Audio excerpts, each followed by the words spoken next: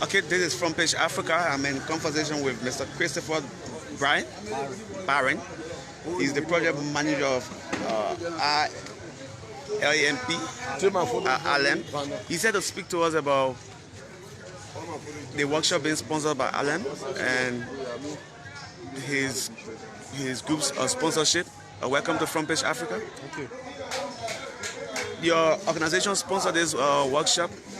So I work for ILAMP, which is a Swedish governmental authority, the Swedish Mapping, Cadastral and Land Registration Authority.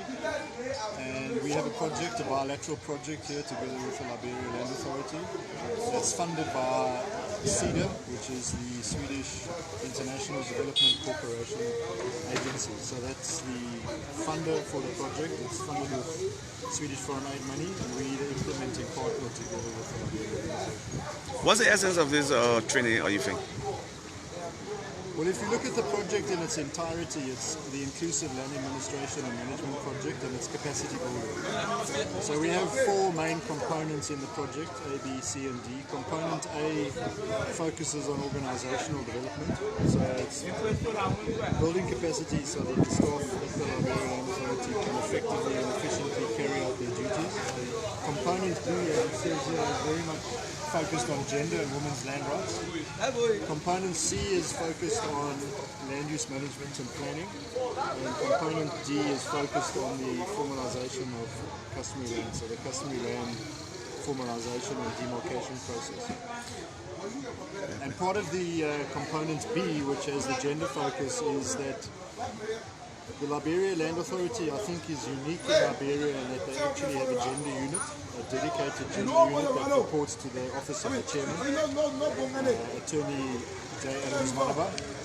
And they have also developed a gender integration strategy. And this is part of that gender integration strategy, is to do this gender mainstreaming training, which we will be doing for all of the staff at the Liberia Land Authority. We also have, unfortunately, due to the pandemic, we've had delays in our project execution because we haven't been able to travel. So I haven't been able to get our experts from Lantmäteriet in Sweden to Liberia, and we haven't been able to take the staff from Liberia to Sweden because a lot of the training is practical training. But now that the restrictions are starting to ease, we have our head of human resources, HR, at Lantmäteriet, and one of our senior management resources that are working with gender. The two of them are arriving here in Monrovia, well, not here in Banga, but they're arriving in Monrovia on the 17th of November. They'll be here for two weeks, and they're going to spend those 2 weeks with the gender unit, and they're going to help them in terms of developing an implementation plan for the gender integration strategy.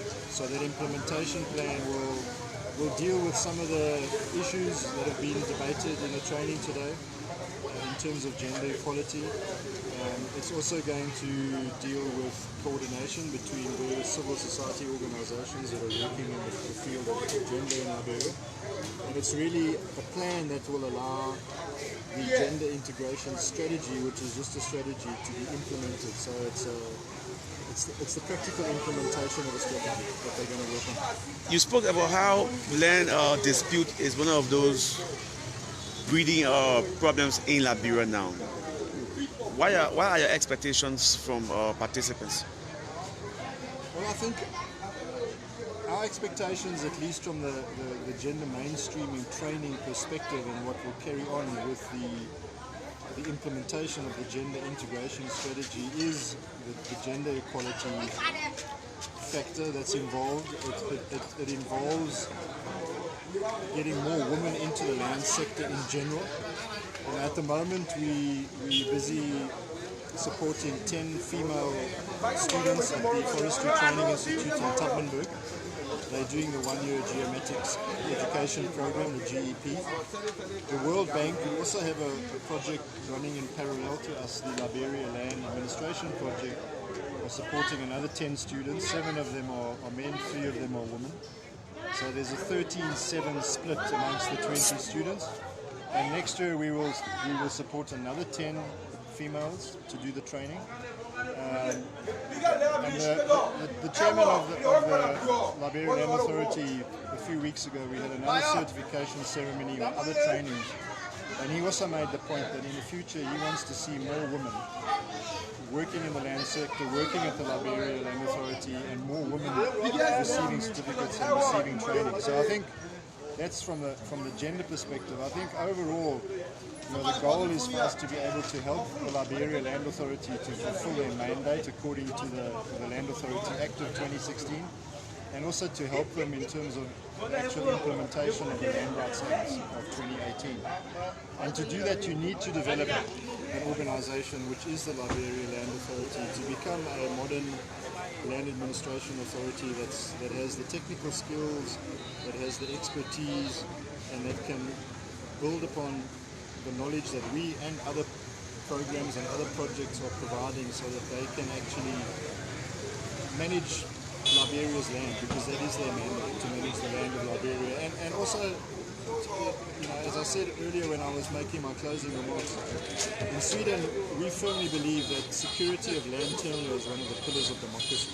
So it's important that the citizens of Liberia know that they legally own the land that they own, that they have secured land tenure for the land that they own. And if you look at Liberia, maybe 75 to 80% of Liberia is customary land, so that's a very important process, which also forms part of our project, is the customary land formalization process, which at the end of the day will culminate in the customary lands being formalized and the local people being given title deed to the land that's just been owned historically on a customary basis.